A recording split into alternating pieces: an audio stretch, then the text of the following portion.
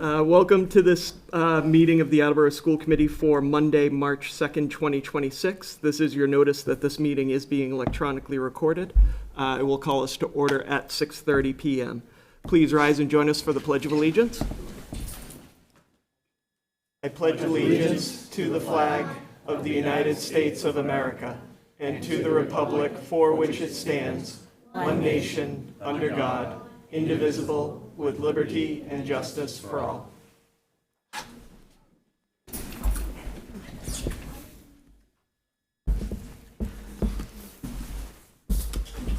So the first item on our agenda for this evening is our Attleboro Community Academy Spotlight, and for that I will turn it over to Assistant Superintendent Regan. Thank you, Chairman Geddes.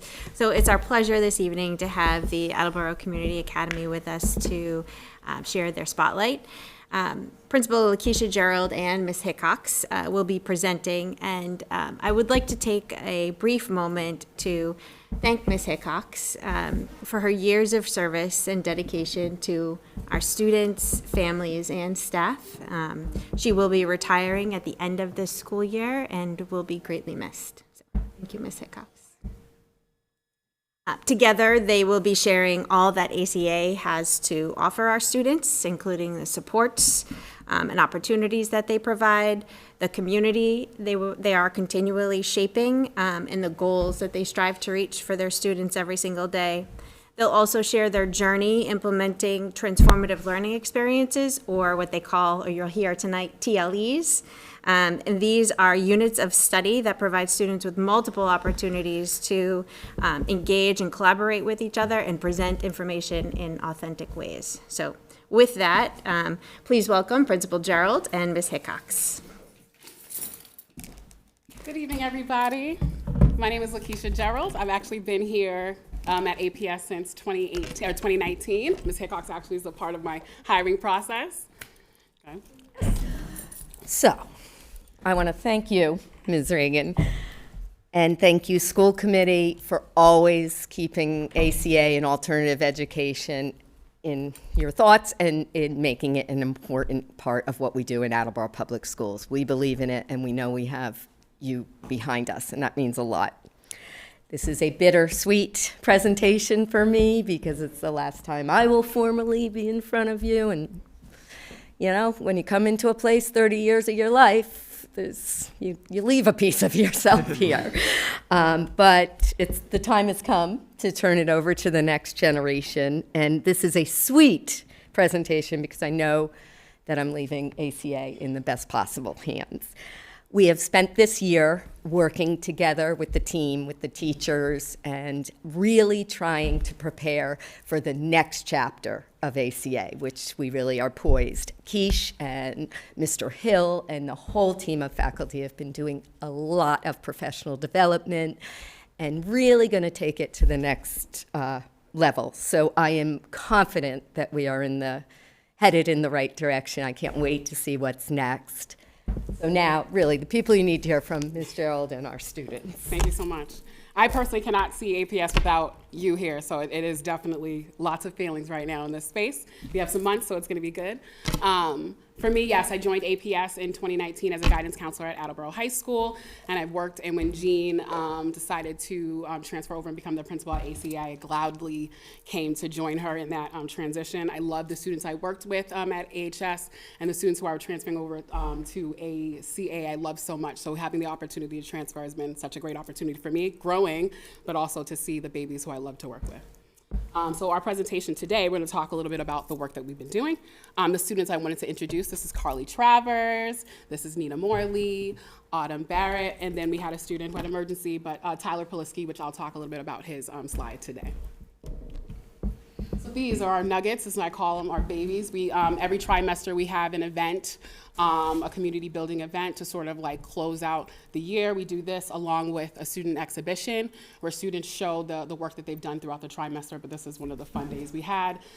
Student versus teacher, and I want to say the teachers beat in basketball, but the students beat us everywhere else. So, so go ahead, Nina.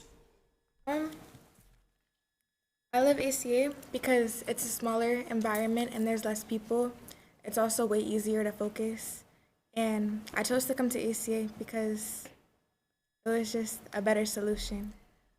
This is Nina, who's a ninth Oh. grader. No, that's okay. I just wanted them to know who you are. Yeah. I'm Nina, I'm a ninth grader. Yeah, so we have a little difference of ages here.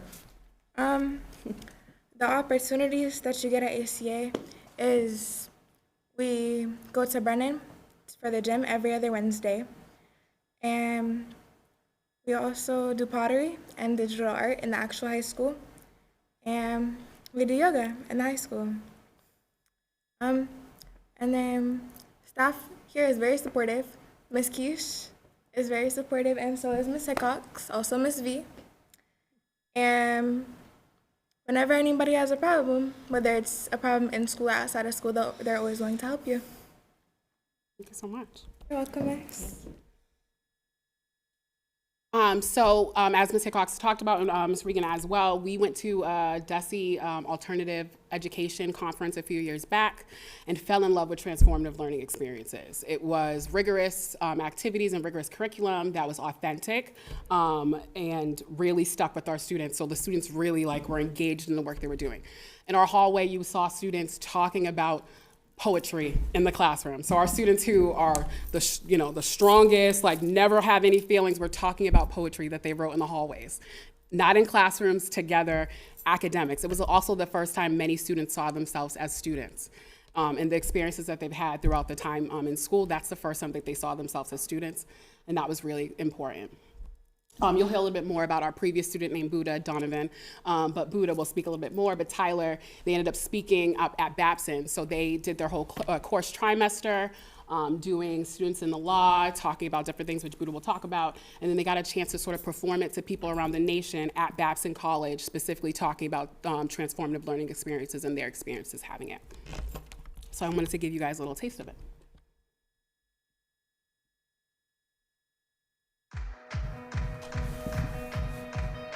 My TLE project focused on the First Amendment rights of students in school. It firsthand relates to me. I'm a student in school who is trying to learn about my rights and what I'm able to and to not do. We thought about how the Constitution and actions of schools impacts us. To explore this further, throughout the unit, we did deep dives into cases, many court arguments, and judicial argument right. We took a look at court cases regarding student speech and attempt to make those boundaries clearer. Coming into this class, I was skeptical. I said, why am I in this class? I already know about my First Amendment, but then I realized I didn't know too much, and I didn't know the limitations of my First Amendment. In your hands is the judicial writing I did for the BL versus Mahanoy court case. Please take a couple minutes to read through my judicial review, and after I will ask you what you think I did in each highlighted section. Within this project, I was able to learn how to apply a precedent.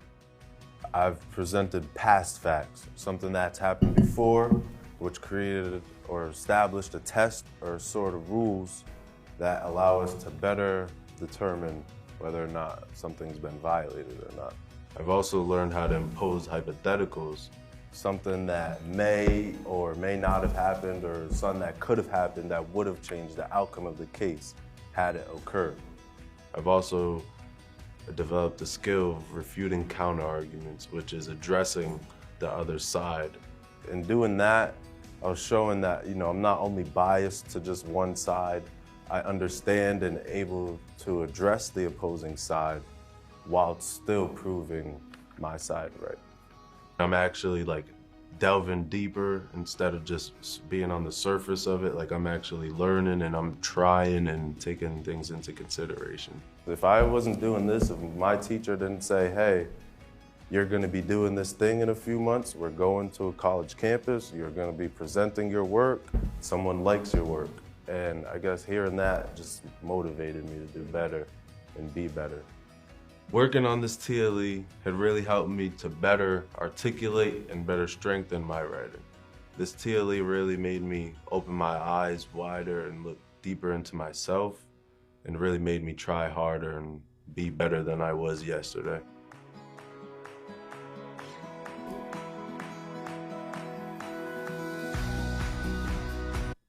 That's pretty much the feeling from a lot of our students across the different classes. They have TLEs from across the different subject matter, so each student gets a chance to experience at least one TLE each trimester. Now, I'm gonna pass it to Carly. Hi, I'm Carly. I'm a 12th grader at Attleboro Community Academy. The first thing I'm going to talk about is a small community. Our school is very small. We have 50 kids. 59 students. Yeah, 59 students. I think for me personally, that's way better for me because I'm very close with all the students in my school. And it's fun to learn when you're close with everyone, like your teachers, the kids around you. The student voice, I'm on student council, and the student council has a big voice for our community. We get to make up schedules. We're currently working on the lunch menu right now, so everyone can have better options for lunch. And we just like to listen to everyone else's opinions to make it a fun learning experience. Thank you. Oh, here we go. Jeez. All right. I'm Autumn Barrett from ninth grade. Well, not ninth grade, 8th grade, and from the Junior high? Attleboro Community Academy. From my past school, I kind of had a really bad experience with children and teachers. But but my parents told me about the ACA, and I was definitely very skeptical about it.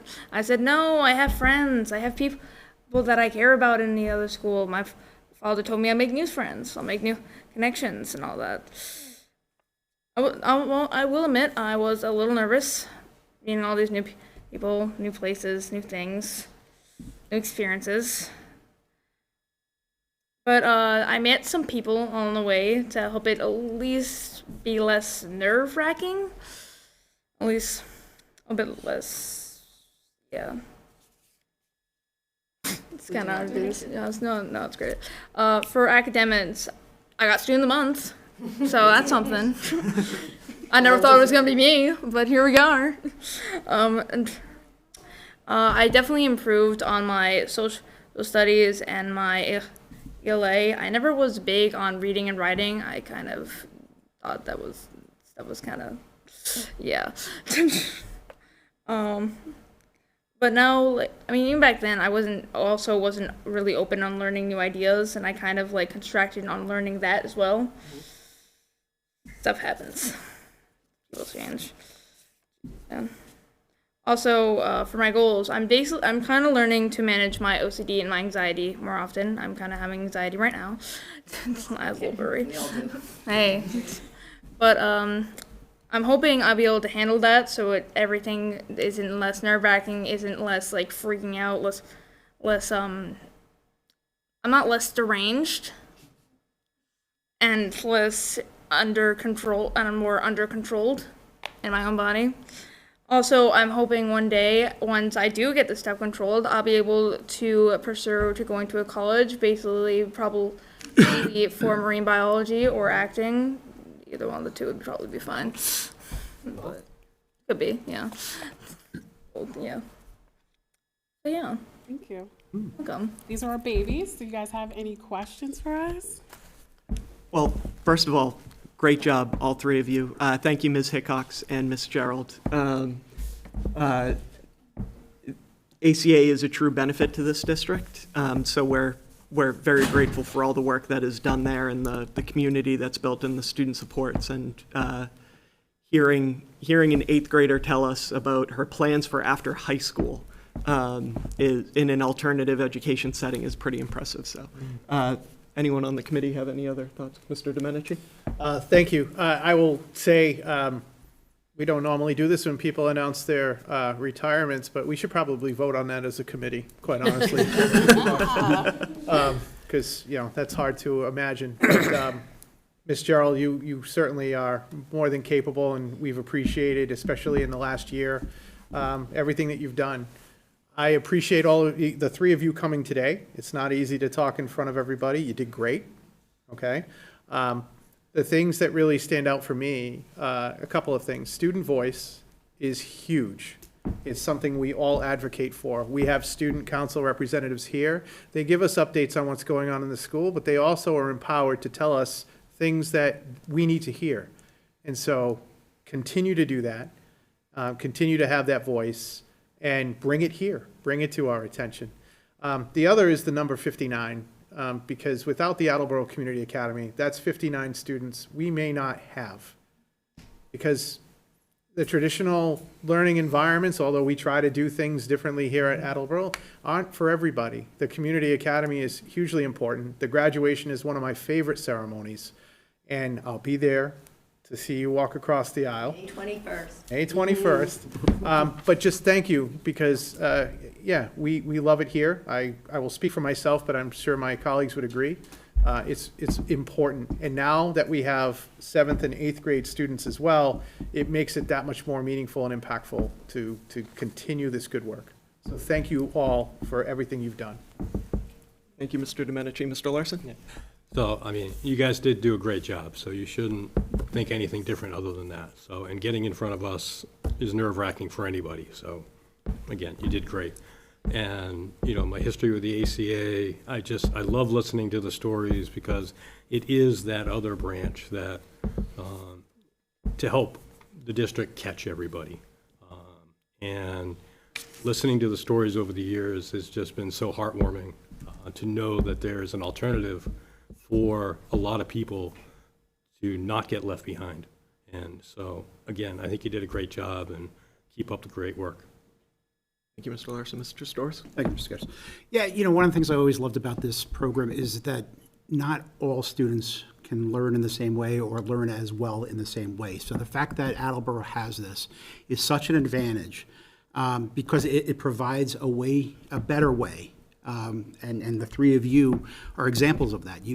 Everything you guys just shared with us shows that this program works, and that not only does it work, but it's necessary, it's needed, because it's made for students like you who, in the regular school environment, may not learn as well, but in this environment, it's working. So that's one of the things I've always loved about it. One thing when I think back is back in the old days, the program wasn't integrated within the same school, correct? It used to be over in the old Brennan or wherever it was somewhere else, right?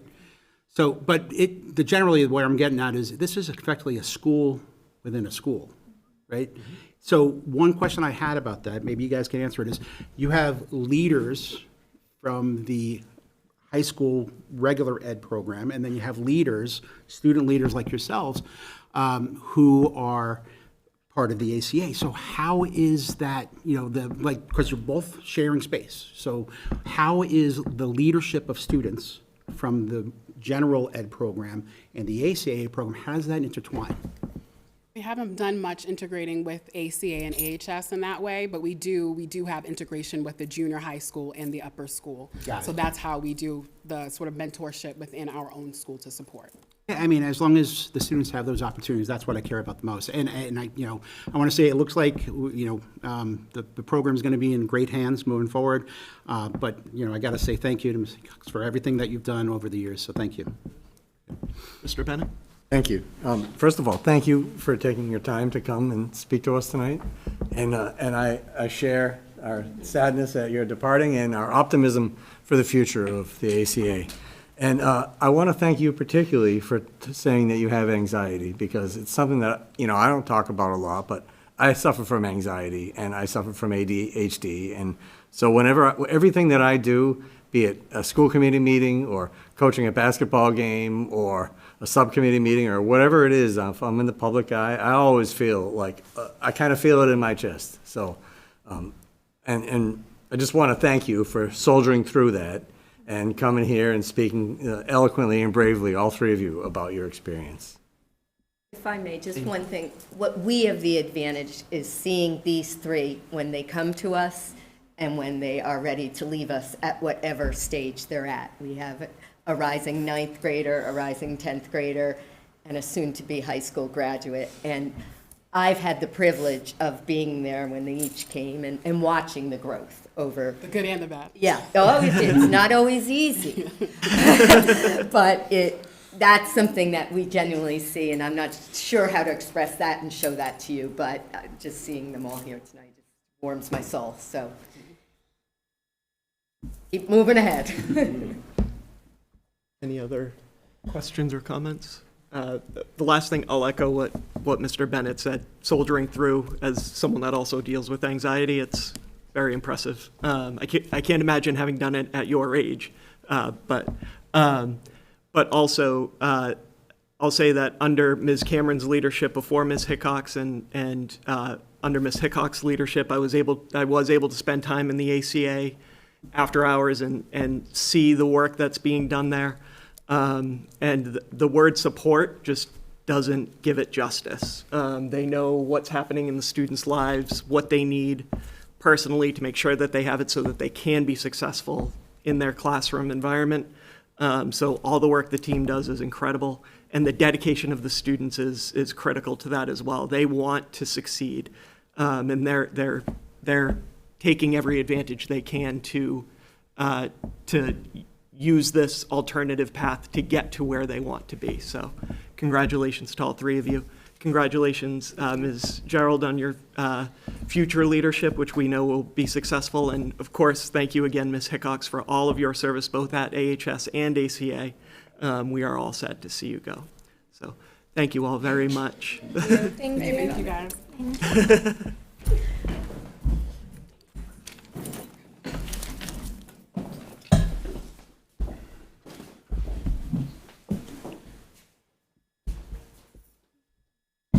The next item on our agenda is our Student Advisory Council report, and for that, I will turn it over to our representatives, Ms. Olson and Ms. Ayesienga. Yeah. So first up, our second trimester is coming to an end on Friday, March 10th, and BSA, or the Black Student Alliance, is holding their multicultural festival this Wednesday, which is a highlight of the year. And then for our athletics, our boys basketball team is moving on to the Sweet 16 round for the state tournament, and we'll play Xavier tomorrow. And then we also wanted to extend congratulations to Reagan, Logan, and Olivia, who are on our girls gymnastics team for their placement at states, and to Reagan for her selection for the Mass senior team. And then also give congratulations to our cheer team who won first place at regionals. We'll move on to states. Thank you. And in terms of student government, this Wednesday, our student council will be leaving for Hyannis to participate in the state conference. We'll be representing Attleboro, and two of our students are actually holding a workshop there to teach other students in the state about leadership and kind of help them hone in their leadership skills. And then next Thursday, the senior class at Attleboro is having a fundraising night at Meadows Custard in Rehoboth. So that is very fun. Meadows Custard is great. And And then in terms of CTEs, Digital Media Productions junior class is currently working on producing podcasts, which is so awesome to see in action. I'm a class 8 for the junior class, and just like seeing them come up with all these ideas and producing it and working the audio and all the tech, it's just so awesome. And criminal justice actually this pretty recently, I think it was before the break, like the February break and before the snow and everything, they visited Old Colony Prison and interviewed the inmates there about their experiences and how the justice system really works, and they got that hands-on experience, and that was really great for them. And the senior cosmetology class is going on a job shadowing field trip to local salons in the area. And the music department's Prism concert unfortunately had to be canceled due to all the snow. It was scheduled for this Thursday. A later date will be announced. And the HS Drama Club this weekend proudly hosted the METG Drama Festival. And they hosted over 10 schools and assisted their tech programs. And a huge shout out to Mr. Tarsi and the Drama Club and all those who volunteered and participated. It's definitely not an easy job. They were there from like 8 in the morning to 10 o'clock at night. It was crazy, and they were working so hard, and it's so great to see all the hard work that they did. Thank you. Thank you. Any questions or comments for the Advisory Council? Thank you very much. Next item on the agenda is our superintendent's report, and for that, I will turn it over to Superintendent Sawyer. Thank you, Chairman. First, I believe I owe the committee and the community some updates on our recovery from the great blizzard of 26. As we've discussed previously, I just thought I'd remind the community that the administration appreciates that we publish a calendar every year that identifies 180 days that are the days that we are scheduled to have school. And it is an obligation of the district to hold school on those 180 days as often as is possible. It is a serious decision to cancel school. It has a significant impact on families when they're forced to scramble and find other plans for the care of their children. And so it's a decision we do not take lightly. We would only cancel school under pretty significant circumstances where we feel like either we cannot open school, either because of some sort of operational problem or regulatory issue, something, like we can't have school if the water is out, things like that. But certainly weather and our ability to transport students safely, but also to maintain safe access to the building is something that goes into the most common form of cancellation, which is a snow day. So, we're going to always and continue to endeavor to have school when we can. And as New Englanders, I believe many of us feel strongly that, a certain amount of inclement weather is not enough to dissuade us from following through. But there does become a level at which we can't be open. And certainly a blizzard satisfies that.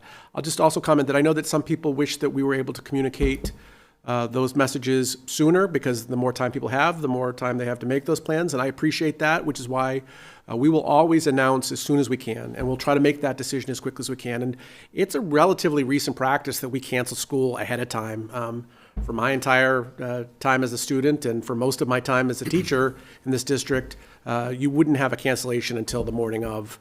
And that's largely because if you do it any other time, you're taking the risk that the weather doesn't pan out. And we've had a day or two where many districts have canceled ahead of time only to find that the forecast wasn't quite accurate. And that is embarrassing. And people are very understandably frustrated when we do that, which is why we really shy away from doing that as much as possible. But where it's obvious that a big storm is coming, we do cancel ahead of time so that people have as much time as possible to make those preparations. And so we'll always try to make that balance and give as much time as we can, but also waiting as long as we can because of the hope that we'll be able to have school if we just give it a little bit more time. So that's a tough balance and one that we'll continue to try to navigate.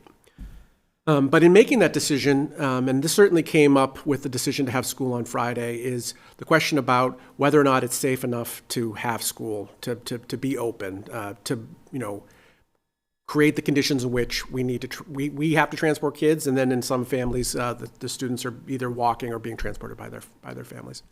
And I just wanted to point out that, not dissimilar to conversations we've had about school security, when we're talking about safety, safety is not a binary. There is not some set of conditions in which either something is safe or unsafe. Rather, safety is a continuum, right? There are things that make the situation more or less safe, and certainly the conditions that we're experiencing currently, that we did today, right, are less safe than they are, in May on a sunny day, right? Lighting, viewing angles caused by snowbanks. I mean, we could go on and on. There are various things that affect safety. And so I am not in any way saying that that's not a dynamic thing, and that goes into the decision, obviously. But the idea that something either is or isn't safe, I would just say, isn't really how it works, because there's never a situation which is perfectly safe. There's no set of conditions in which there's no risk. There's always risk. And so it's really about trying to figure out what's a level of risk which is reasonable and something that we think is fair to expect. And I think this helps to explain why we had this, again, the condition we did on Friday, where as a community, there was a pretty significant split between people who thought we should have school on Friday and people who thought we shouldn't have school on Friday. And I think it's not that one group of those people are right and the other group is wrong and we have to pick a side, but what it reflects is that, again, safety is on a continuum and different people would draw the line in a different place, And so I think it's something that we have to respect. And as much as I might not agree with the position everybody took, I do appreciate the feedback we get. I do appreciate the robust discussion that is being had, in social media about these decisions, because it is a signal that the administration pays close attention to and tries to factor in, because ultimately we do serve the community and want to make decisions that ultimately reflect the judgment of the people who live here. And I would say that the attendance that we had on Friday validated our judgment that a majority of our families felt like it was time to go back to school, even though I want to acknowledge the conditions were not perfect and were not as good as we would like or that we enjoy on most days. But we felt like with the plans that we put in place to address the biggest concerns that we were dealing with, that we could bring the risk to a level that we would be able to do that safely. And we did have school on Friday, and 4,000 kids came, and they came and were returned safely. And we had school today, and while there was a little bit of melting over the weekend, I don't know about you, I still think the snow drifts are pretty high. So a lot, and the roads that are narrow are still narrow. So I'm not sure that the conditions today were all that different than they were on Friday. And, we had a normal day of school today without incident, and attendance today was 95%. And for comparison, the last Monday we had, which was February 9th, for perspective, the attendance on that day was 91%. And the attendance on March 3rd of 2025, so a year ago, was 94%. So 95% today is, a good attendance rate for today, and a clear indication that we're all ready to get back to things, even though I would acknowledge that, we still have issues. The sidewalks are the biggest problem, and we're making progress on that. I know the city's working hard to clear those, but that's still a concern, and we'll continue to pick up kids until those are completed. Just as an aside, I should stay in my lane, but I can't resist to comment that, sometimes when I reflect on the challenges we face as a city and some of the problems that the leaders of the city have inherited, I sometimes worry about our will to fix problems. And I look at the sidewalks as a good example of that, right? It is my impression that in other communities, the responsibility of sidewalks rests on the people whose the sidewalks are part of their property. And here in the city, we don't do that, which results in the city having the complete responsibility of cleaning the sidewalks. This is going to continue to be a problem for the school department and for the DPW. We talk about it every time there's a big storm, and there's a lot of, wringing of hands, but 30 years in, it's still a problem, and I really think it's a good example of a thing that we as a community should probably have a thoughtful conversation about. But I digress. The thing I wanted to explain to the community and to the committee is why, in the end, we didn't have school on Thursday. And I'd like to acknowledge that, I assume most people, maybe not everybody, but most people understand why school wasn't even conceivable Monday through Wednesday. I know a lot of people were not, unlike myself, where you woke up Wednesday morning, we were still snowed in. So in a world where those were the conditions on that day, I think most people were understanding of why school still wasn't possible on Wednesday.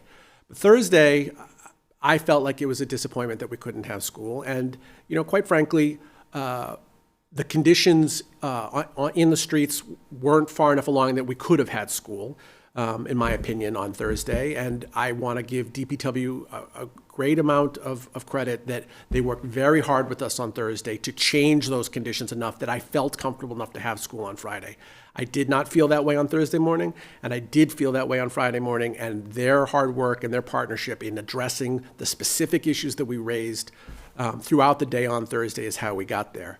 But it's true that we weren't quite there on Thursday, but I don't want the school department to hide behind that, because I have to be honest with you that we weren't ready on Thursday either.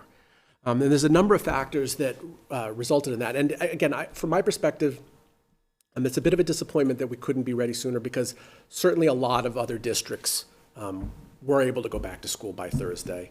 So by making that comparison, I feel like, why couldn't we have done what other people did? Now, part of that is the difference between towns and municipalities. Most municipalities were right there with us. So, we could certainly let ourselves off the hook and say, well, that's the difference between city life and town life, I guess. And there's certainly factors that would help to explain that. But digging a little bit deeper into why it was the way it was, a couple factors really affected our ability to do the cleanup. One is that we did not have a full workforce to tackle the problem for a couple of days, because many of our workers were actually snowed in like the rest of us and couldn't report to help us with the problem. So a reduced workforce was a piece of this. Another part of it is that our equipment, which really serves us well under normal conditions, was overmatched by the snow totals, right? So the Bobcats that make quick use, quick work of 6 inches of snow, could not be used to remove the near 3 feet of snow that we had. And so we had to use other means to remove the snow, and those took much, much longer and are part of the problem. The other is that, one, because of the amount of snow, and two, because of the amount of snow that was already piled up from the previous storms, in the end, for us to really be ready for Friday, we had to remove the snow from the schools. And that's a process that we have never had to do before. And the entire time that this administration has been at this, I can't speak to before Mark was involved, but he assures me this is the first time we've ever had to do that. And quite frankly, we don't have the equipment to do that, right? That required to be able to dump the snow into trucks to move the snow. And we don't have that equipment, and that equipment wasn't available for the first couple of days because it was being used in other places for other jobs. And quite frankly, a once in 50-year storm isn't probably a good thing to plan for and to buy equipment to be ready for. I mean, we could outfit ourselves out with the right equipment to have done better for this storm, but that doesn't seem like a good use of our limited funds. So that I think helps to explain a bit why it took us as long as it did to be ready. But I think most people will tell you that by Friday, I mean, we had the schools where we needed them. They were in good shape and we were ready to go. So I can't say enough about our team and on the hard work that they did to get it ready. I mean, it was a monumental task. And they had to do it with not a full team at first. And then they had to do it with equipment we had equipment break on us. And then some of the things that we normally could use weren't able to use because of the conditions. So all of that contributed to how we ended up not being able to have school on Thursday. And so when we're done removing the snow, and by the way, I should make the point that this job isn't done yet, right? There are still things we can do to improve conditions, especially with the size of the snowbanks, and again, really about the sight angles at intersections and leaving parking lots. And so that I was watching all day today. We were busy continuing to whack away at things and to try to make circumstances better. So this will continue. When we're really past all of this, I'll be working with the facilities team to talk through how much of this is really just attributable to a once in 50-year situation, and how much of this is something that perhaps we learned something from and need to make some adjustments, because if there's a lesson to be learned, I certainly want to learn it. The final thing I'll say today is, I know there's been questions about what the impact of all of this is, especially on the school year calendar. One, just from a regulatory standpoint, in Massachusetts, you have to make up every day you cancel before April 1st. So up through March 31st, if you have 20 cancellations, you're going to make up all 20 days, right? So there's no grace for anything before April 1st. After April 1st, between April 1st and June 1st, you don't have to make up any days canceled after April 1st once you hit your 185th day. And I'll remind everybody that when we pass a calendar, right, we identify the day, the last day of school, as the 185th day. And we say, in the fine print that that's with 5 snow days, but, by regulation, we have to count 185 days out, make that the last day. Everyone's expected to not go on vacation until after that day, because in a normal year, you don't have more than 5 snow days, and you have to make up your snow days. You go past 5, after April 1st, you don't have to make up past 5. And then after June 1st, you don't have to make them up no matter what happens, for whatever that's worth. Another thing I should add is that in the past, you could make up days with half days. So like we had a situation at Brennan where we had to make up a day. It was the one school that had to make up the day, and we did a half day on Good Friday is the way of them ending on the same day as everybody else. The state has taken that away as an opportunity, and I should let the community know that that's that's a thing that didn't happen that long ago, and so some people think we could start planning for that, but the state very clearly said that that's no longer allowed. You have to make up a full day. DESE did indicate to us, so we have a regularly scheduled call with the commissioner this week. It's his quarterly call with superintendents, and we were told as part of that agenda he would be addressing the calendar concern and letting us know if there would be any sort of option to do anything about the snow days, because they do recognize the situation. Now, the last time this happened, there was a series of ice storms in central Mass, and there were districts that lost significant time because of power outages. I don't know if anybody remember, this goes back more than 10 years ago, 15, I would say. The state at that time did not give them any relief. They were forced to make up all those days. They had to come to school on Saturdays. They had to give up April vacation, all that kind of stuff. The signaling from the state in this email that we received last week suggests that there seems to be a little bit of a willingness to take a different stance, because they certainly have the ability to provide some relief if they want to. As of today, based on the snow days that we've had, the last day of school is Friday, June 26th. I should note that part of the messaging from the state was that they were looking to find ways to help communities not go past the 26th.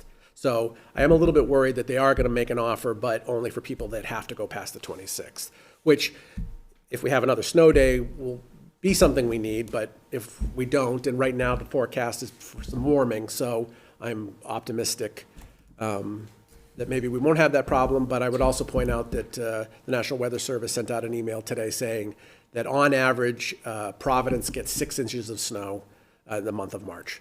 So, if that comes 3 times, 2 inches at a time, that's not going to be a problem. If that comes all at once, especially with the piles of snow we already have out there, that would be a problem. So let's hope that doesn't happen, but I will keep the committee informed if anything is offered to us that is relevant. Well, I'll tell you what the ruling is one way or the other, and then we can talk through whether there's any relevance to us. But in this moment, the last day of school is the 26th, and we are required by regulation to make up those days. So I'll pause there to see if there are any questions about snow. So that was quite in-depth, thank you. I'll echo your sentiment. Thank you to the facilities and operations teams for all of their efforts to get the schools in the best condition possible for us to open, ideally on Thursday, but obviously on Friday. And to your point, that work was continuing today. Although we did have some melt over the weekend, I know some schools experienced some ice because of all the melt that then froze overnight last night. And so some of the facilities teams are continuing to do that work to make things clearer and more accessible. Thank you, as you said, to the DPW and to Bloom, our transportation company, for helping us to identify across the city where work needed to be done on Thursday to make Friday happen. It still wasn't ideal, but all of that effort is truly appreciated. The makeup days, I know there are some districts that are already at June 30th, and so it's good to hear that DESE is at least considering some options there. That is a question I know I have gotten a bunch of times because Rhode Island has said that because of the state of emergency, they do not have to make up some of those days. So it's good to get that update, and hopefully they're a little bit more understanding. Mr. Storrs? Thank you, Mr. Gibbs. First of all, I want to say, when it comes to Friday, I very much appreciated that you put it out that it was an excused day, because just like you said, there were some parents who wanted to get rid of their kids, send them back to school, and there were some who had concerns. So I thought that was a very good way to handle things. So I understood why we had to open, even though the roads and the sidewalks were not as good as we had hoped that they would be. But I do appreciate the process that was used and the messaging that was put out. You had said something about the sidewalks, and even before this blizzard, we were having problems with the sidewalks from the previous snow. I know I talked with Brittany regarding, and Mark regarding Hill Roberts and the sidewalks and the problems during pickup and drop-off, because parents have to park in the streets, and then you have to get the kids in or out from the school, and there was no place to walk or no place to cut through to get to the road. So what do? They walk through the road. So my understanding is that we kind of help, is a good way to put it, when it comes to the sidewalks near the schools. I know it's not 100% the school's responsibility. It falls to DPW, but we do help here and there, and however that is done. My question is, from your statement a little earlier, it sounds like you believe that it should be at least a certain distance from the school, or a certain radii should be the school's responsibility. Is that a fair statement? I think the school should be responsible for its sidewalks, and I think that property owners should be responsible for their sidewalks. Okay, yep, I understand. So you're talking the adjacent areas around the school, sure. But as of right now, what you would say should be the school's responsibility is not ours responsibility, it's the DPW, is that what you're saying? Well, so, first of all, it's a real partnership between the two bodies, and there are things that are technically our responsibility that they help with. So like, they salt the lots, right? And that's just, it makes a ton of sense that they have it's easy for them to do that, whereas it would be very hard for us to do that. So they come in and they do that for us. And we, as part of our sidewalk work, go out and do some of the sidewalks right abutting the schools, partly because, we want to help, but partly because we know that they're not going to get to it as quickly. And, we want, especially right at the school where, everyone arrives, any one sidewalk on the way to school might only have one kid on it. But the closer you get to the school, the more, the traffic is. And so having those sidewalks right up against the school is really important to us. So, it just makes sense for us to do that. And that's common in many of the schools. Okay, so it sounds like we're kind of doing it anyway, but it sounds like, are you recommending that somehow or another it should be officially the responsibility of the schools? No, I'm saying that every time there's significant snow, there's a real, debate about what we should do about the fact that the sidewalks haven't been addressed. And where there's if it's 2 inches of snow, it's not a conversation. But when there's enough snow on the sidewalks that it forces students into the streets, right? They can't walk on the sidewalk because it's impassable, and so they're walking to school out on streets which are already narrowed because they've been plowed, and so there's snowbanks on it. There's, you know, the real question of whether or not we should have that. And on, you know, to be frank about it, you know, 15 years ago, we would have snow days that nobody else had, because even though the streets were down to pavement, the sidewalks hadn't been touched yet, and the feeling is that we couldn't open safely, and so we didn't. We have struggled with that ever since, and my commentary is simply that in other communities, this isn't a problem, because in other communities, people shovel their sidewalks. And we don't do that in Attleboro. We wait for the city to come and do it for us, and the city's capacity is not such that they can, in the same night that they're out doing the roads, also get to the sidewalks. And so it's almost like any night in which there's more than 6 inches of snow, we're forced into a decision of whether or not to have an extra snow day so we can do the sidewalks. And by the way, depending on how much snow there is, it might be 2 days or 3 days before they're all done. I mean, again, the sidewalks are still not done. They're making progress. They're working on them. They're much better today than they were Friday even, but they're not there yet. And so, again, it's not my place to decide this. It's the community's place to decide it. I'm just saying, I think there needs to be a conversation about whether Attleboro should take, you know, the signal from other places and not expect this of the city, so that the city can focus on making sure the roads are the best they can be, and so that we can get the schools open faster by not waiting for the sidewalks. Understand. And I appreciate the clarification. So it sounds like maybe we need to reach out to our city councilors and have conversations with them about how we could do things a little different. Well, I would support a conversation about it at least. Very good. Thank you. And your point about the excused absence on Friday, I just want to, I appreciate the feedback. I did that. There is no question that by making an excused day, we had more absences, right? Some families took us up on that, and that definitely resulted in a lower attendance rate on Friday than perhaps otherwise. But that's a trade-off I'll make every time, because I do respect families making their own decisions about where they draw that line and what they think is the case. And I understand why some people get frustrated that, you know, we're open and they don't wish to be pressured, but at least that takes some of that pressure off. And it's a trade-off I'll make every time in that situation. Great. And I want to say 70% of elementary showing up after that blizzard, you know, it says a lot about the decision. So thank you.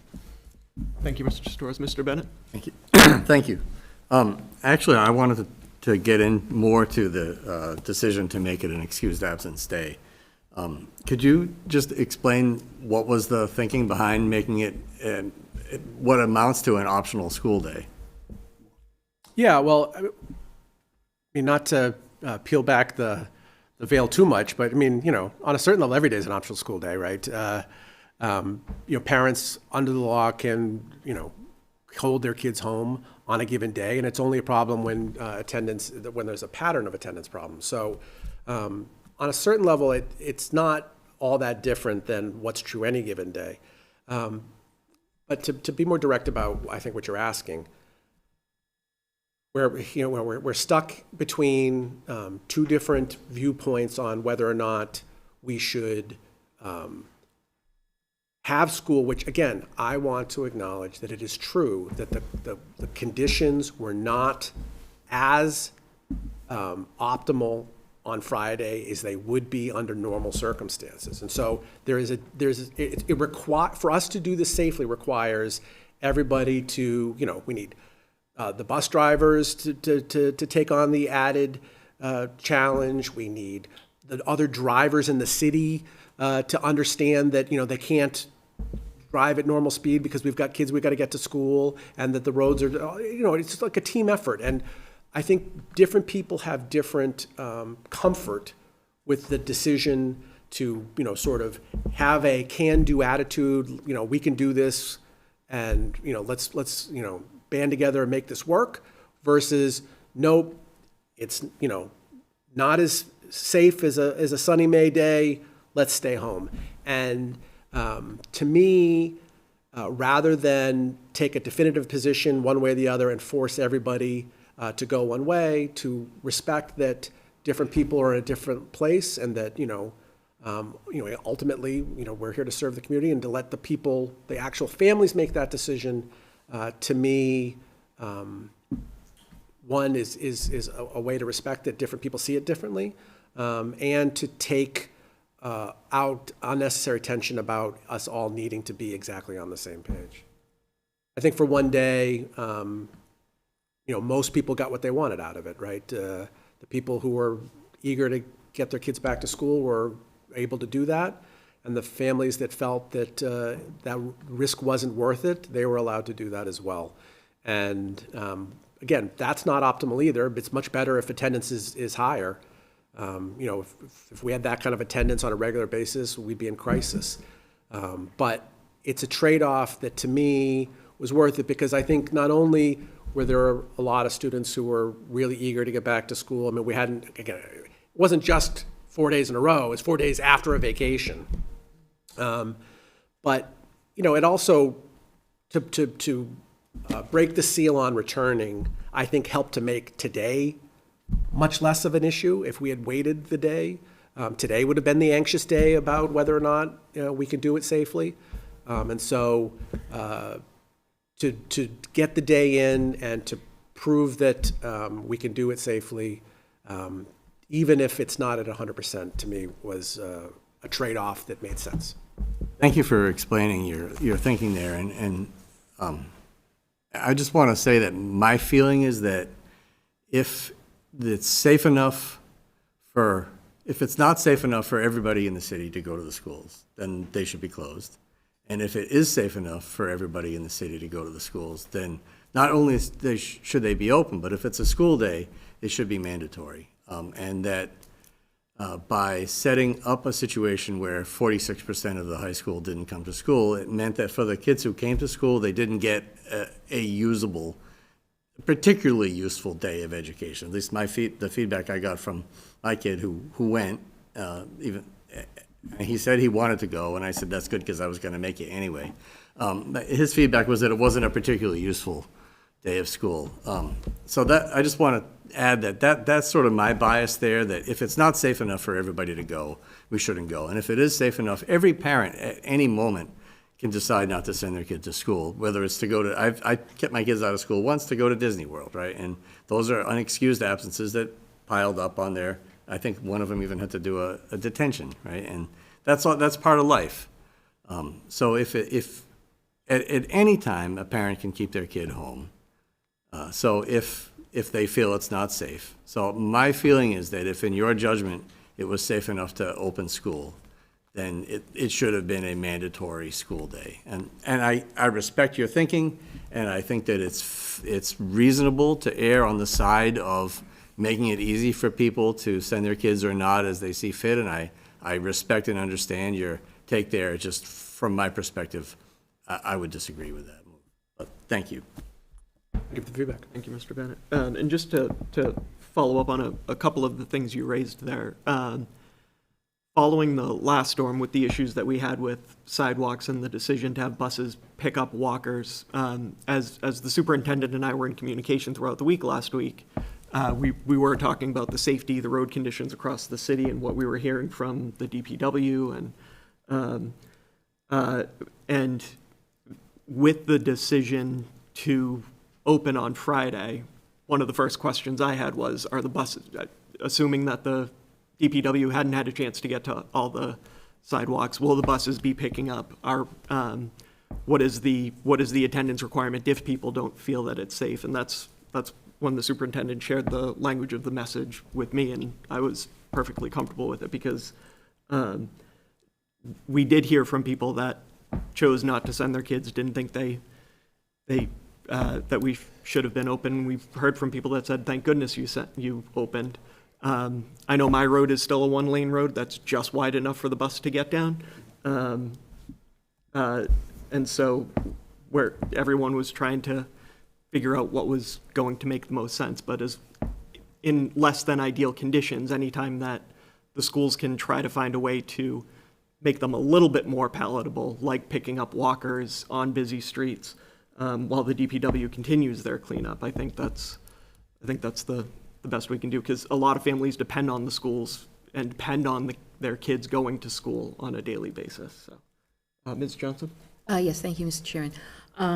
So, Mr. Sawyer, I'd like to thank you for that report. It answered a lot of outstanding questions that I had regarding the snow days. And not to belabor the point, but, I do want to thank DPW and our facilities team because they put in a lot of really hard work. I had concerns whether or not Friday was a safe enough day. But of course, I could only see it from where I was sitting. The fact that so many parents did keep their children home makes me wonder, what were the conditions in their area, and I appreciate having that optional day to, not the optional day, but that it was excused if they felt it wasn't safe for them, and I think that states to the community that we're in this together, and this was really unprecedented, close to unprecedented, 50-year storm. So, thank you for your work in guiding the community through this particular weather event. Thank you, Ms. Johnson. Mr. Larson? Yeah, I don't want to belabor the point. I think a lot of the conversations that we had are good. I guess I'm reluctant to try to come up with a set of parameters for a 2-inch storm and a 32-inch storm in 36 hours because none of us in this room have been through that before. So there's not a playbook for, not in Attleboro at least, for 32 inches of 36 hours. I was in 7th grade during the blizzard of 78, and we had 3 weeks off because you just couldn't even get down streets. So, the fact that we were back to school in 5 days, I thought was amazing. So I think people just need to, because I've seen some of the comments online, and pardon my language, but people are losing their minds. I was going to say something different, and think about the fact we got 32 inches of snow in 36 hours. What did you think was going to happen? You just look around. I'm sorry, and as far as the sidewalks, I could shovel a 36-inch snowbank, but there's a lot of people who can't. And so if we relied on the general public to do it, we still wouldn't be having school. So, there's got to be a better answer than everything we have now, and I'm sure the people in charge will be reevaluating all of this. But, to your point before, no, we're not going to buy a payloader for every elementary school because it's not a good, source of money. And, and the city is not going to buy 10 more payloaders on the chance that maybe we go through this again next year because that wouldn't be a good use of money. So, I think we just need to all take a step back, take a breath, and just say, hey, you know what? We all did pretty good, and we're back, and let's just keep moving forward. So, thank you. Thank you, Mr. Larson. Any other questions or comments? The last thing I'll say is I know that the schools were feeling a lot of educational momentum heading into February break, and having a break that I think is longer than any holiday break we've had.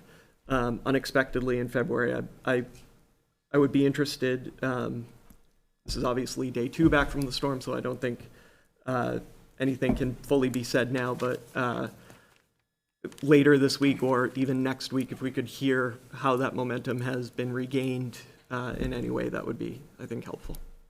Did you have anything else? Yeah, so moving on. Certainly with the changes to the regulations around specifically seclusion, but, as we sort of globally say, restraint has been, certainly on our minds and part of our public discussion. I just wanted to say publicly to anybody watching at home and trying to make sense of this, that if at any point as a parent you feel like your child was improperly restrained, or was restrained and it was not reported, which is an improper restraint, but to be clear, we're talking about both of those conditions. Either you were told and you don't think it was done correctly, or you weren't told and you feel like it's being kept from you.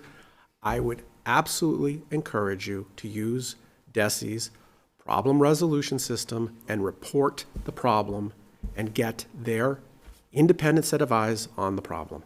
That is the appropriate way to handle a concern about this. They are the appropriate authority to assess a claim, to investigate it, and then to hold the district accountable for corrective action. And while the majority of complaints to DESE are often, are found in our favor, that we are compliant with whatever is being asked about, we're not perfect. I don't claim that we're perfect. And when they, find that there is a problem with compliance, their ruling is binding, and we have to take corrective action, and there's accountability for doing so. So that is the appropriate means of addressing concerns around the actions of any of our employees in any of our schools. So I just can't be more clear that if anyone's not sure, that is an appropriate action, and they will hold the district accountable. So that's the way to handle that. Last thing is Ms. Regan has a few items for you. She is presenting next year's calendar and wants to give you an update. I'm sorry, Superintendent, before we move on from that, I had prepared to say something about restraint and seclusion as well. So I was going to wait until later in the meeting, but since you included it in your report, I'll take this opportunity to do that now. Specifically, I want to respond to some of what has been said in open forum and circulated on social media, and I'll apologize in advance that this is going to be somewhat repetitive to what the superintendent just said. But for some time, I have been engaged in different email threads with some of the folks that have spoken in recent public forums and with others on their feedback on restraint and seclusion. Following our last meeting on February 9th, I took some time to reflect on these messages and the public forum comments themselves from recent meetings.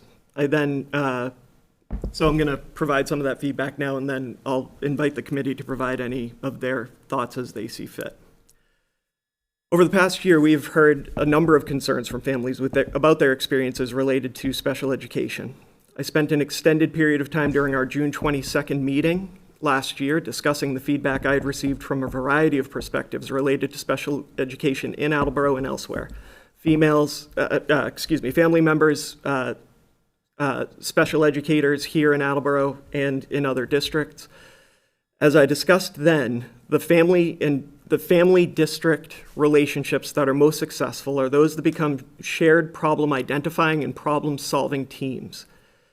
As has been discussed in our meetings for nearly a year, the common denominator in issues related to special education is a breakdown in communication or a gap in understanding between the district and the families in one form or another.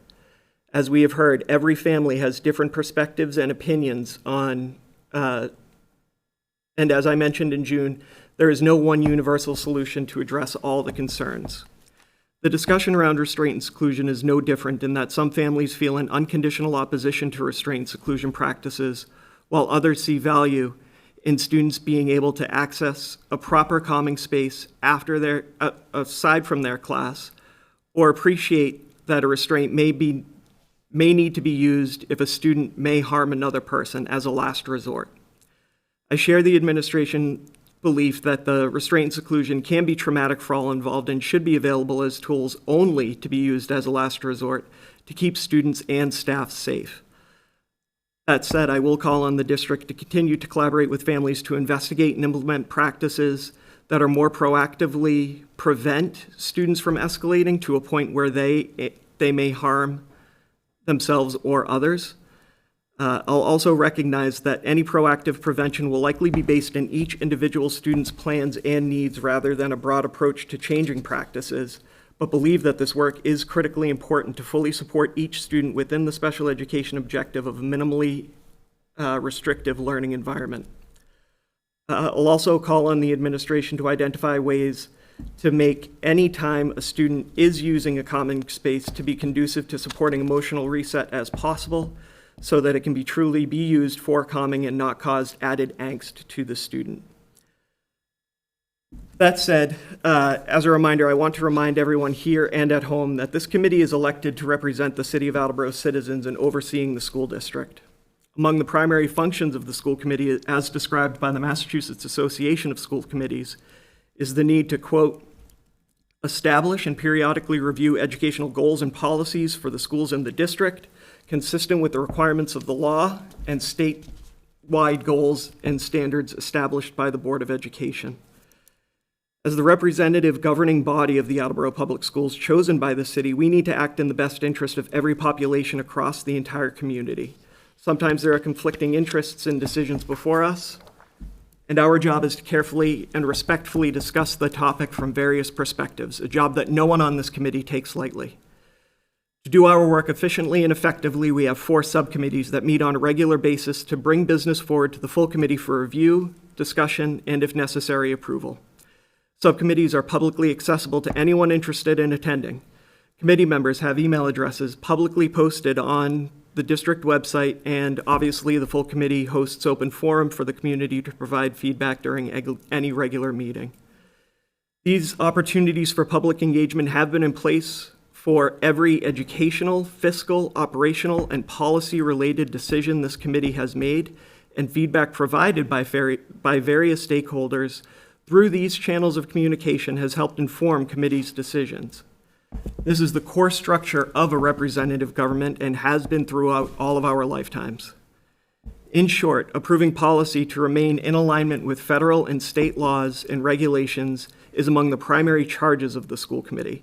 In most cases, policy is crafted to match Massachusetts Association of School Committees based on their legal counsel review, or it is crafted by the district's legal counsel to ensure the district's alignment with legal requirements.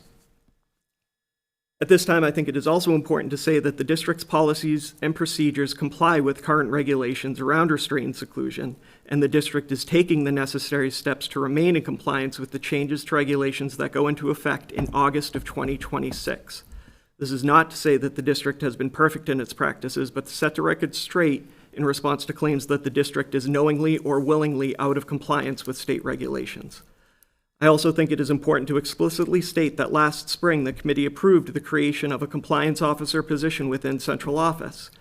As that position has evolved over the first year of existence, it has taken a role in district-wide restraint and seclusion timeout data review and situational analysis, as was demonstrated at a recent teaching and learning subcommittee report. Families that have concerns related to their student-specific situation should communicate with their building principal and/or follow the established grievance processes outlined in the district policies, or, if they feel necessary, submit concerns to DESE's problem resolution system for investigation and review.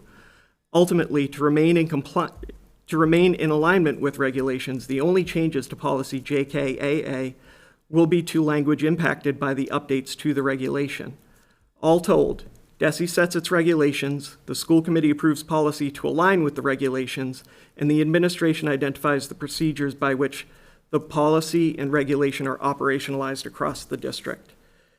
In reflecting more on comments of families during recent open forums, the role of the committee in overall governance rather than student-by-student oversight, and in conversations with some members of the committee, I no longer believe a listening session on policy JKAA is a prudent action for the committee, the administration, or families. Instead, I have asked the administration to host a community discussion with families related to the Special Education Procedure Manual section related to restraint and seclusion, which will need to be updated in accordance with the changes to the regulation and, subsequently, the policy. My hope is that this discussion will be respectful and robust while helping to ensure that the district's practices and procedures are informed by all stakeholder perspectives. This will give families an opportunity to provide the administration with feedback on how to best improve their operations in support of students and families within applicable regulations and policies, and allow families to ask questions of the administration.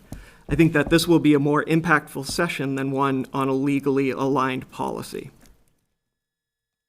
The administration will schedule this session for later in the spring after the policy has been approved by the committee. Anyone in the community is welcome to attend. If anyone is not able to attend but would like to provide feedback, they can do so by emailing me via my attleborowschools.com email address, which is robert.geddes@attleborowschools.com. They can certainly reach out to the administration directly. If anyone that emails should indicate whether or not they want their message read at the session or shared privately with the administration, and either way, whether or not they would like to remain anonymous. I welcome anyone on the committee to attend and listen for this discussion, but we'll remind everyone to limit participation as needed to prevent any potential violations of open meeting law. Following the session, I will ask the administration to provide an update on the discussion at one of our future meetings. In the meantime, it is my hope that policy JKAA will be on the next Policy and Personnel Subcommittee agenda for anyone that would like to attend to hear that discussion around changes before it comes to the full committee for approval. If anyone in the community would like to provide feedback specific to JKAA, they are welcome to do so here in open forum or via the administration or anyone on the committee. I will ask that the committee members share any messages they receive related to policy JKA with both me and subcommittee chair Storrs if we are not already included on the message. That concludes my comments on this. Does anybody have any additional comments or thoughts? Please feel free to chime in. Well said. Thank you for the time. I appreciate the opportunity. Sorry to interrupt the report. No problem at all. To complete my report, Ms. Regan has 2 updates for you, one on the calendar and one on the Attleboro High School principal search. I'll start with the calendar. So tonight we had circulated in your packet the academic calendar for 2026-2027 and the district events calendar for 2026-2027. A couple of dates I did want to note. Teacher's first day will be August 25th.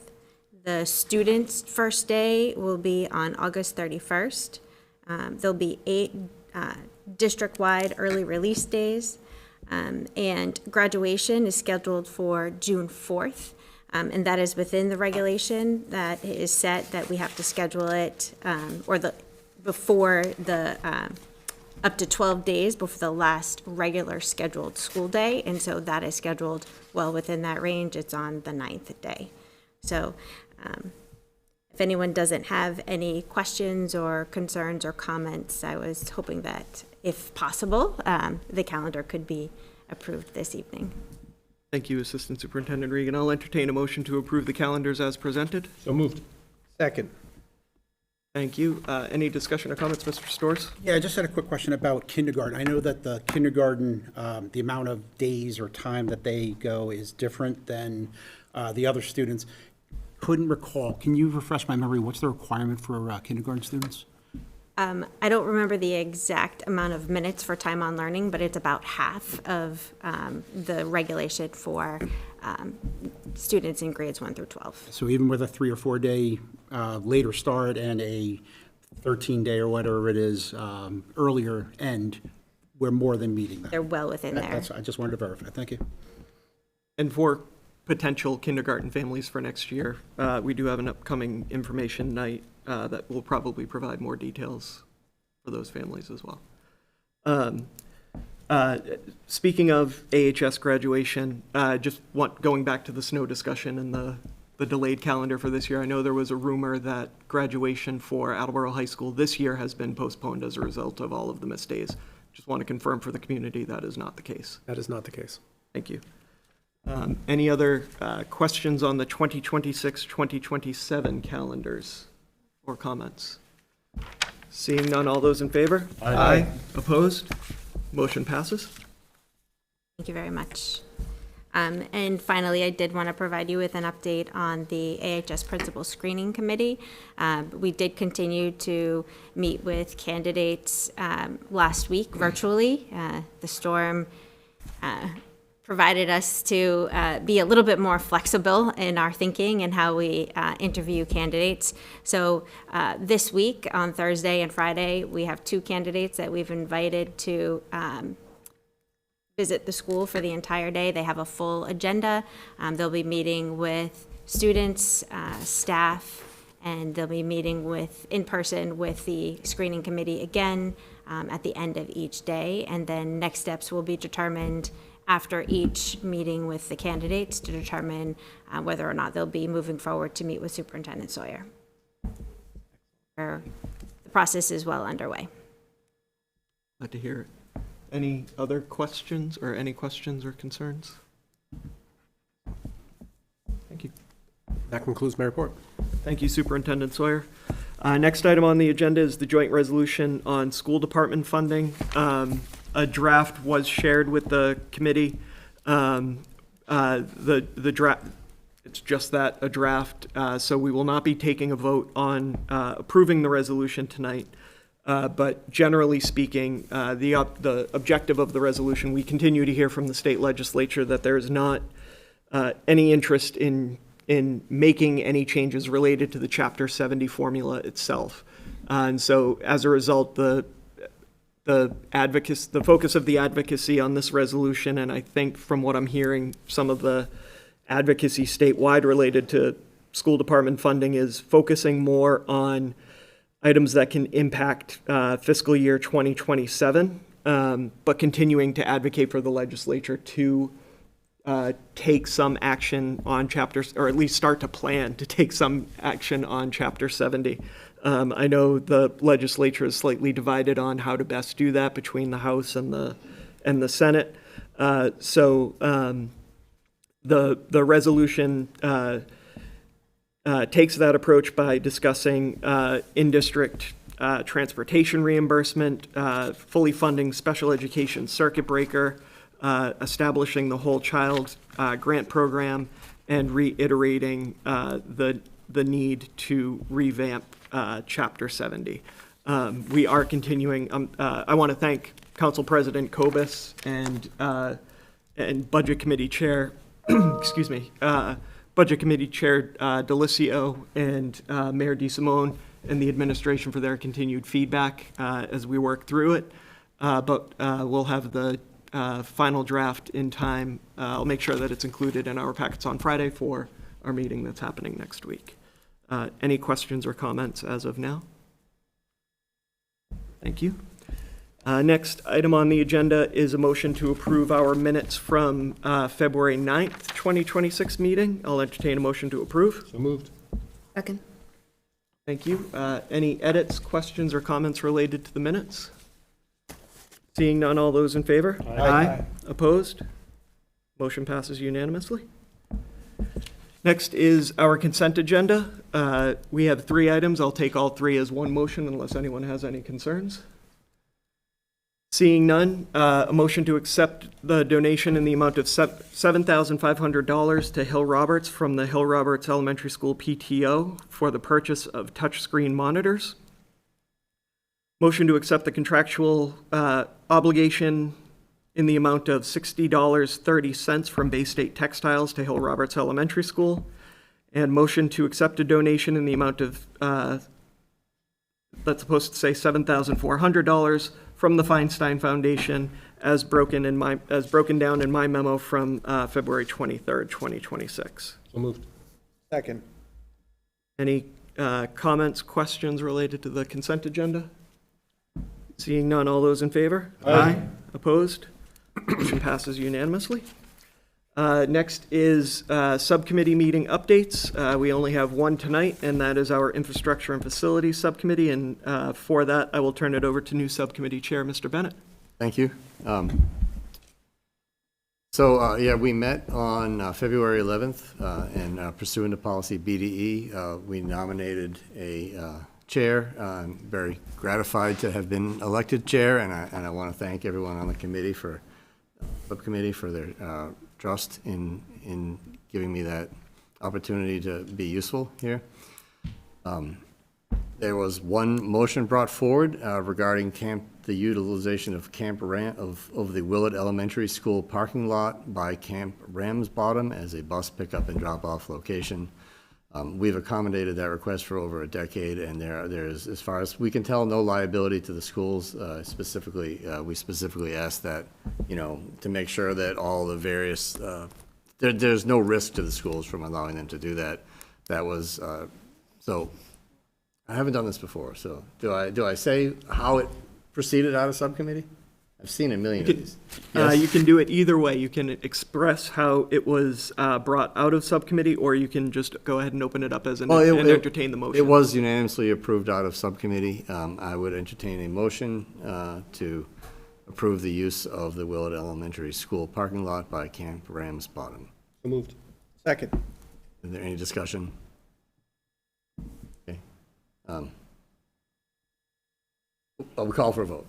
All those in favor? All those in favor? Aye. Thank you. I love learning on the job. We approved the minutes from the December 8th, 2025 meeting.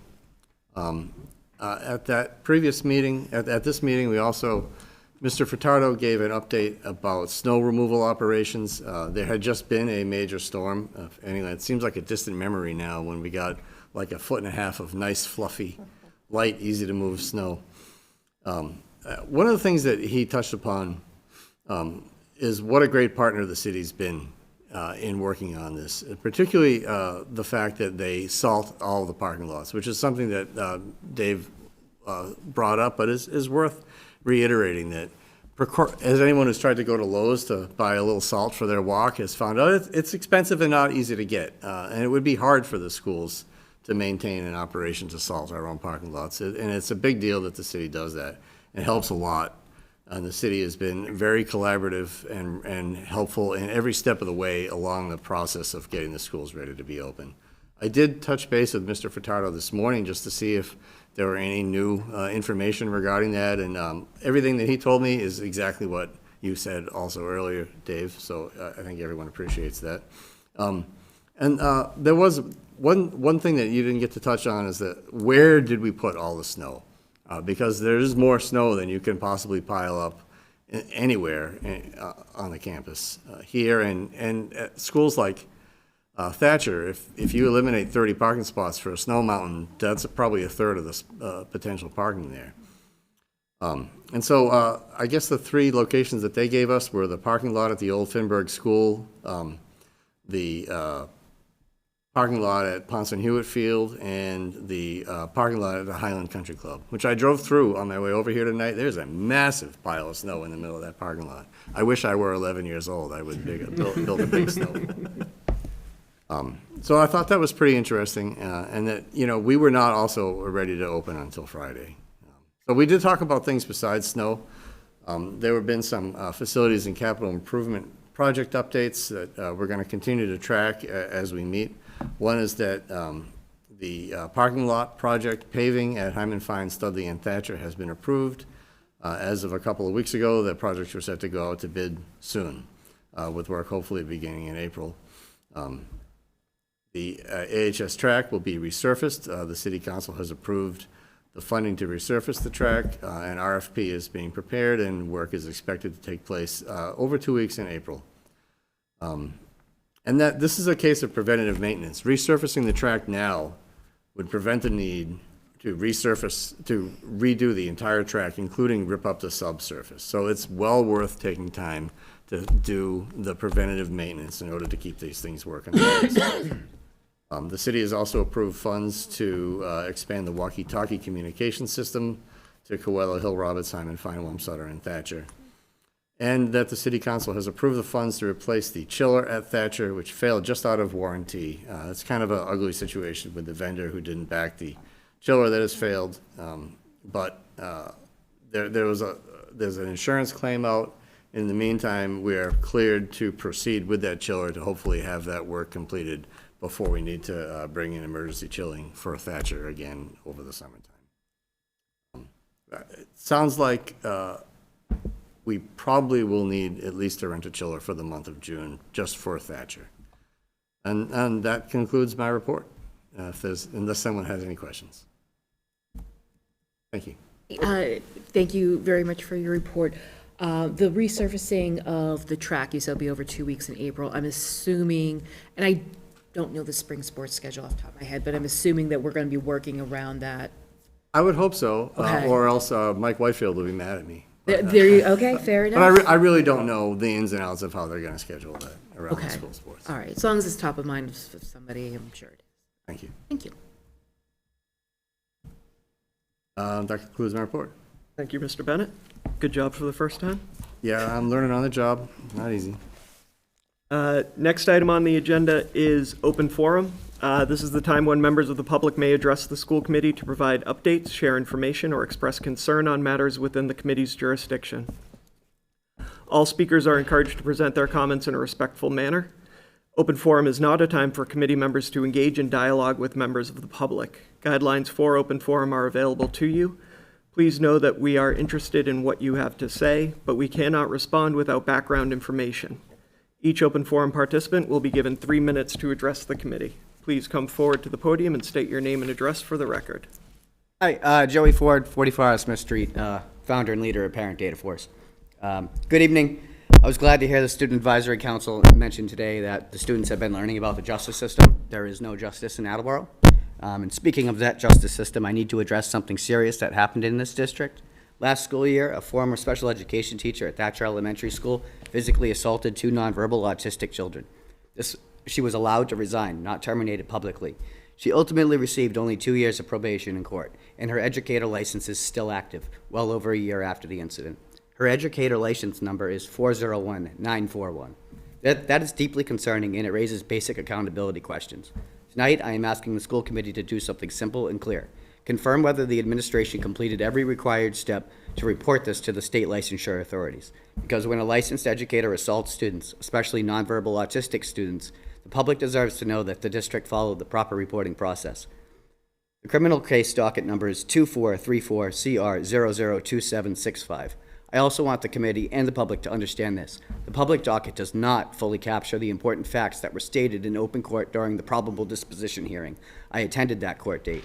I heard the agreed facts being read out loud. Those facts included a timeline that matters because it helps answer questions about how this situation was handled and what happened inside the school that day. That timeline has not been completely explained to the public. So I ordered the transcript of that hearing, and I want to be clear about why. If the district did everything right, the transcript will confirm it. If the district did not, then the public deserves to know what went wrong and what changes were made and to prevent it from happening again. This is not about relitigating the criminal case. The court handled that. This is about public accountability inside the district. What was known and when. What actions were taken after the first report.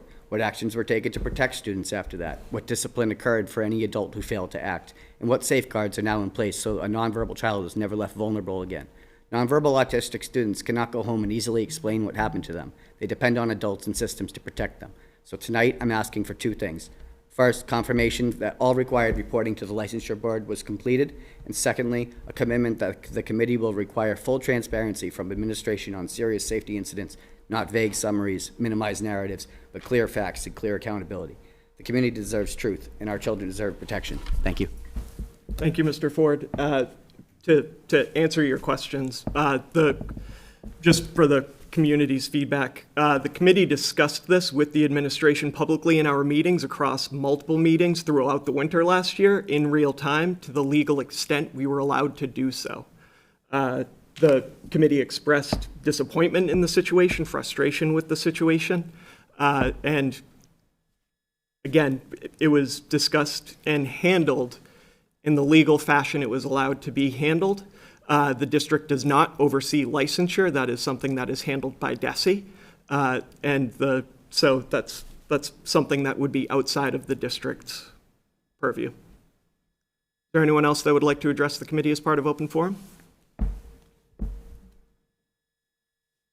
Hi, Jama Thompson, 56 Lord Street.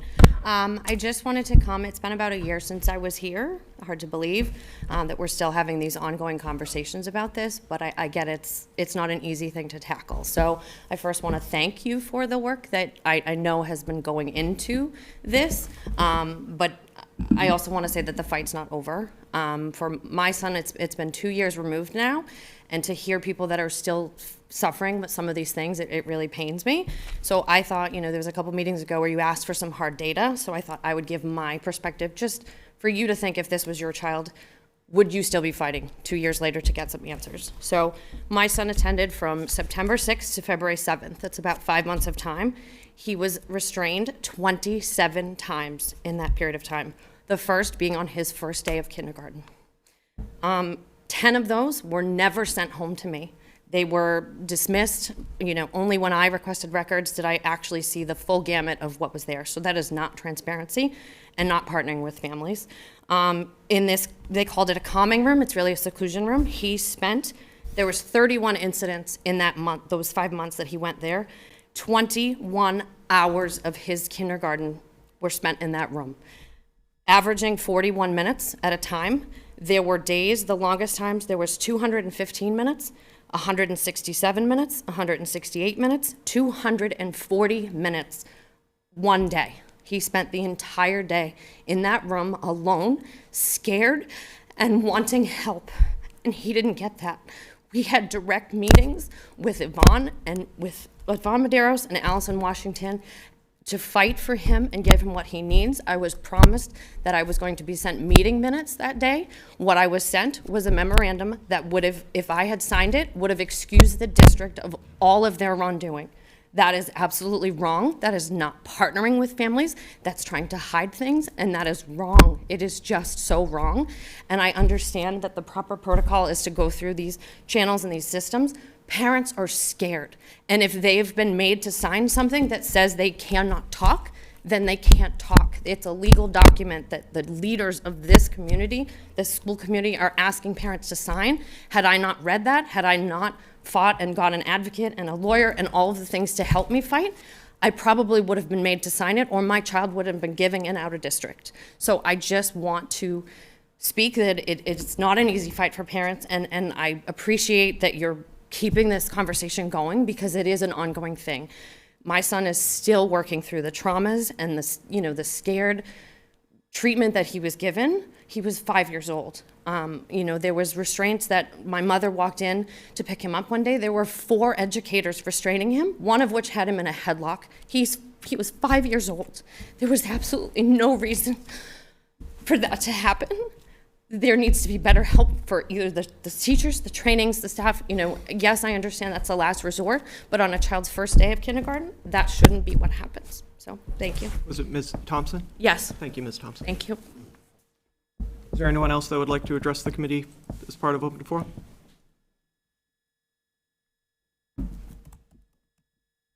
My name is Jason Alfred, Attleboro, Mass. What I just heard was absolutely disgusting. She's been dealing with it for a couple of years. I've been dealing with it since 2021. It got to a point in 2021, 2022 where I get to the point where I didn't even answer my phone. I let it go to voicemail. And then what would happen is the times I would get these select reports, I would compare them. The voicemail would never match the reports that they sent home to me. I went to the superintendent's office. I played that and I gave him it. He listened. They didn't match. What happened? Nothing. Didn't matter.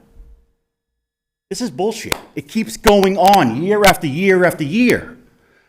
Now let's get into what happens in the classrooms. Not only does my son get restrained, other kids in that classroom get restrained.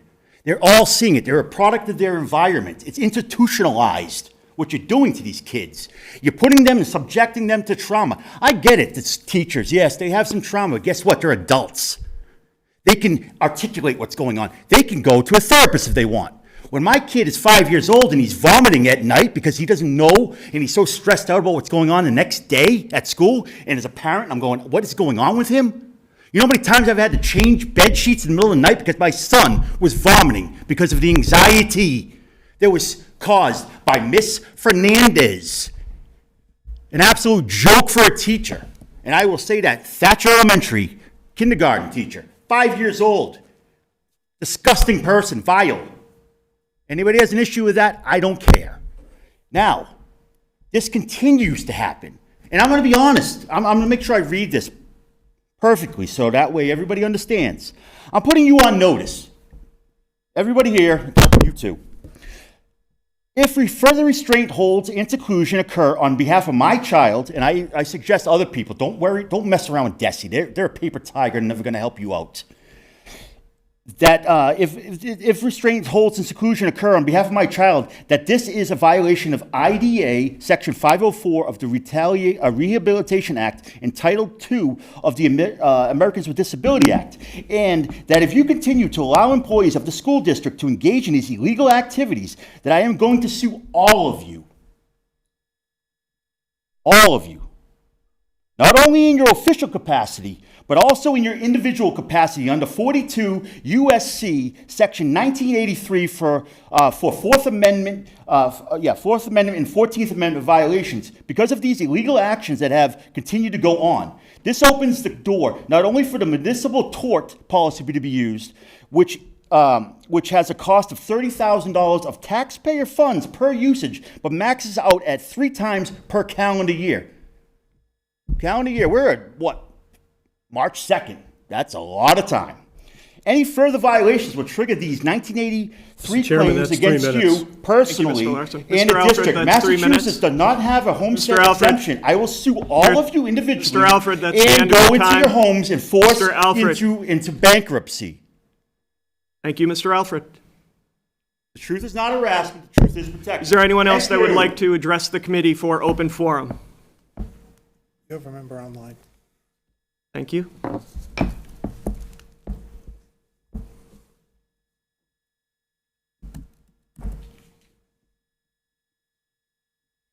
Mr. Kerr should be available to speak. Can you hear us, Mr. Kerr? I can, Mr. Geddes. Hello, my name is Andrew Kerr. I choose not to waive my Fourth Amendment rights. What I saw tonight was a lot of backtracking, especially you, Mr. Geddes. You are a liar, sir. At the last meeting, I called you guys out for not taking any action. You insist that you're going to have a listening session. You insist upon it. And then all of a sudden, that has changed. Oh, no more listening session. You are no better than the Iranians who lied about the supreme leader being killed by the U.S. airstrikes to then later come out and say, oh, it actually did happen. You are a joke, sir. You and Mr. Sawyer suggesting people to the Department of Education and Secondary Education, or DESE, is absolutely a joke. That is not the way to go. People need to take this to federal court.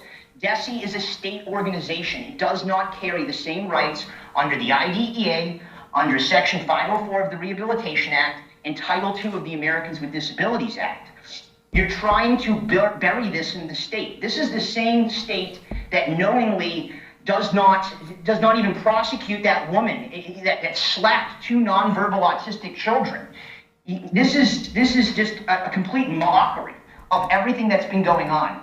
I think what parents need to understand is that they need to sue you guys in your official and individual capacity. When you get sued in your individual capacity, that would come from deliberate indifference. When someone is putting you on notice that a federally protected right under the IDEA, Section 504 and Title II is occurring, when you do not take action on that, under color of law, you guys are elected officials, under color of law, when you do not take action, that is a 1983 violation. I think what needs to happen is people need to sue you and take your goddamn homes. That's what they need to do. They need to force you into bankruptcy, win a judgment, take a lien against your homes, and take them from you. I think only then, when you have that significant loss of losing your family home or your home where your children live, that's when you guys will understand that this is not a thing to be messed around with. You guys just think that this is absolutely a joke. Oh, we don't have the ability to talk about these things. Oh, we can't take action. Oh, we can't talk about this, or we talked about this, but no, you didn't. You didn't. We are parents here that are telling you that illegal actions are being taken, and you, under the color of law, as elected officials, are refusing to take action. That's when parents, every single parent in there needs to understand, you need to sue them. Sue these people. Take their homes, take their cars. Massachusetts does not have a homestead exemption that will protect you, just like Florida does. Thank God for that. Because when you lose your home and you are filing for bankruptcy, only then will you realize that you fucked up. Mr. Chairman, that's 3 minutes. Thank you, Mr. Kerr. You need to realize you can't do this. Mr. Kerr. I stopped talking. Yep. So just to clarify, as I said in the statement, What's so funny? I mean, you're laughing. I'm shocked, but Mr. Alfred, as I had said in my statement, Is that nervous laughter? as I had said in my statement, Mr. Alfred, It's louder, I don't care. and I apologize to the community for raising my voice, and I apologize to the committee. You apologize. As I said in my statement, I have asked the administration to host the listening session focused on their procedures to better support the students and families, because the policy has to be legally aligned and cannot be left open for interpretation or creatively written in any way. Upcoming events on our calendar. Tomorrow, March 3rd at 6:30 is our Teaching and Learning Subcommittee meeting. Wednesday, March 4th, will be our Finance and Budget Subcommittee meeting. Both of those, I believe, are scheduled to happen here in the Zito Conference Room, if I'm not mistaken. I believe so. You're here, thank you. Each elementary school will be hosting their kindergarten information night on March 5th, Thursday of this week. The next school committee meeting is scheduled for Monday, March 9th, here in the Zito Conference Room. Does anybody have any other updates or reminders for the community that they'd like to share at this time? Seeing none, I'll entertain a motion to adjourn. So moved. Second. All those in favor? Aye. Opposed? Motion passes unanimously. Thank you and have a great night.